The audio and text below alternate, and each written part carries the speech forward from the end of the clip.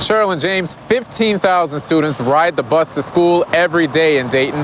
Most of these trips are uneventful. However, the student we spoke with described how she survived the crash and how another child helped her out of the emergency exit.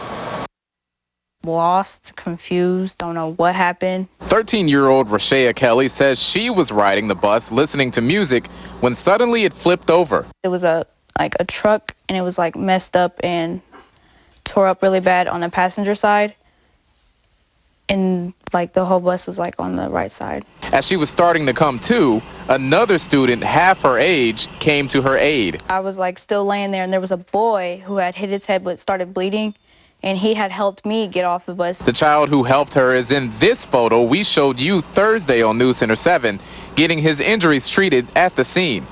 Kelly says she has injuries of her own. My back started hurting, and my neck started hurting really bad, and I can barely kind of walk sometimes. John Ulmer says his 13-year-old stepson was also on the bus. He says he got a message from the school, but my message didn't say nothing about that he was in no wreck. It just said he wasn't feeling well. That's all they said. Then we found out that, he was in a wreck and everything after she went and got him, though. Ulmer says his stepson is recovering from head injuries and is expected to be okay. Investigators say the bus driver was not at fault and that it was hit by an SUV driven by a high school student who ran a red light. Even so, Kelly says she's afraid to ride the bus again. I don't know what's going to happen next. I don't know what the future's like. So I'm kind of scared that I'm going to get in an accident worse than what I had yesterday. And I reached out to the bus driver and the school. Neither of them returned my phone calls. Reporting live in Dayton, Malik Perkins, News Center 7. Hundreds of people gathered here outside of Representative Mike Turner's office, all of them in disagreement with the president's travel ban. And for one woman in particular, this is especially personal. People who came out to protest were fired up. They carried signs with their opinions and filled the streets with chanting. Local leaders spoke. Because you care about this and you see that now's the time. Even a surprise message from a local celebrity. We are all here because what you are doing does not seem right. As a matter of fact, that's right. It sucks. But the most impactful voices came from people who were once refugees themselves. Naziapo Glenn came to Dayton to escape apartheid in South Africa. She says she understands why refugees want to come to America. I know exactly how it feels. It's not something I read out of a book. It's something I lived. You live in fear. You don't know what's going to happen next. The immigration ban will last 90 days and includes 7 countries. Heather Lepla, who came to the U.S. from Australia, says this goes against American values. America was founded upon immigration. It's fact. It's not an alternate fact. And immigrants only make our country better. In a previous interview, President Trump said the ban is not about religion or race, but instead an effort to keep Americans safe. Glenn says people are coming to America because they want to be safe. They are not coming here to destroy this country. They are coming here for survival. They are running away from terror. I reached out to Representative Mike Turner but did not hear back. However, we did get a statement from the mayor of Dayton, Nan Whaley. She says, quote, "The key to having a prosperous community is accepting all of those who choose to live here." Reporting in Dayton, Malik Perkins, News Center 7. So you're getting ready to start science class in the science wing. Then when we heard I heard 3 gunshots. That's when Paul Kaufman heard someone yell, "There is a shooter in the building."